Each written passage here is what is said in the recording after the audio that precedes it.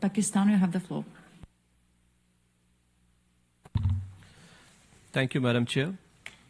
Madam Chair, yesterday the representative of India regaled this committee with a diatribe against Pakistan and a series of falsehoods. It is time to expose the monstrosity that is India today. First, Jammu and Kashmir is not, never has been, and never will be an integral part of India.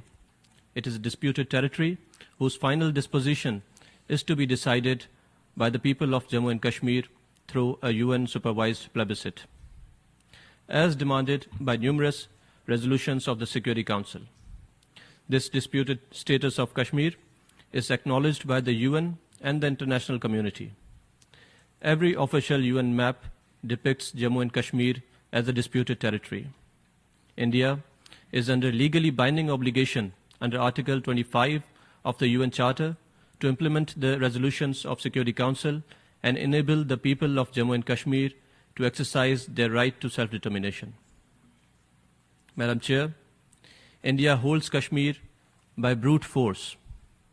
Its 900,000 troops are attempting to impose the so-called final solution in Kashmir. India has killed over 100,000 innocent Kashmiris since 1989. It has imposed densest occupation in history with 1 Indian soldier for every 8 Kashmiri man, woman and child. India's gross violations of human rights in occupied Kashmir have been recorded in 2 reports of UN High Commissioner for Human Rights and numerous reports of Human Rights Council's special mechanisms. Pakistan has submitted a dossier with audio and visual evidence of over 2,500 crimes committed by named Indian officials and soldiers against Kashmiris. Over 13,000 young Kashmiri men have been abducted and many tortured by Indian occupation forces. Hundreds have been extrajudicially killed in fake encounters. All pro-freedom Hurriyat leaders have remained incarcerated for years and many have died in custody under suspicious circumstances. Far from seeking a peaceful solution to the dispute and allowing the Kashmiri people the right to self-determination, India has resorted to belligerence and threats against Pakistan, threatening to take over liberated Azad Jammu and Kashmir. As my Prime Minister has stated, Pakistan will respond decisively to any Indian aggression. Like all colonial powers, India seeks to portray the legitimate struggle of Kashmiri people for liberation and self-determination as terrorism. And like all other colonial powers, India will fail in preventing the ultimate triumph of Kashmiri's quest for freedom.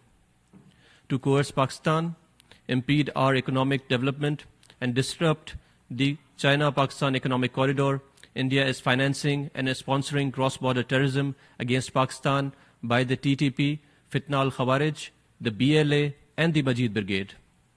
While India portrays itself as the victim, it is Pakistan which has, over the last 2 decades, suffered 80,000 casualties to terrorism. Indeed, India is the mother of terrorism in South Asia, having resorted to terrorism against all its neighbors as a tool of its hegemonic policies.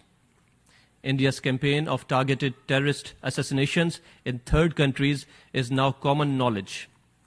Indian agents have been responsible for at least 22 targeted assassinations in Pakistan, and Indian terrorist franchise has now gone global, with at least 1 assassination carried out in Canada and 2nd attempted in the United States.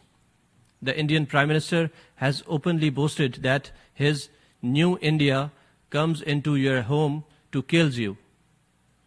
Just yesterday, Canada expelled India's top diplomats as persons of interest in such criminal activities. So let us not listen to further lectures about terrorism from the terrorist Indian state.